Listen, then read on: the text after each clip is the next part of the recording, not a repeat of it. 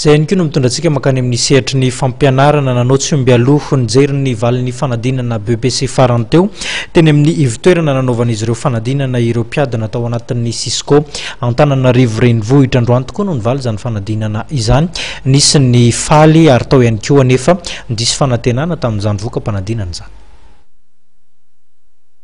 Valom dimampolo sy fitonjato ireo mpianatra nanana ny fobe-panadinana BEPC teto amin'ny CEG Antananarivo no afaka izany fanadinana ofisialy izany.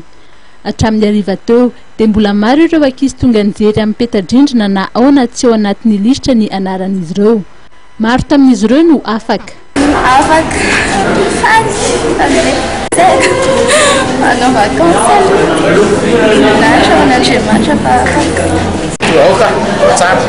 Pozan di tutup ke tempo di pagi analasa ni trano preservu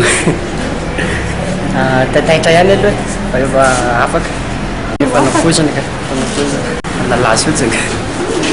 Nisy ihany koa nefa ireo somary tamaly kendrika noho ny tsy fahafahany na dia zany aza dia manome toky izy ireo fa anao izay eriny mba ahafahana ny BEPC sy azahoana salanisa ambony amin'ny toam-pianarana ho avy.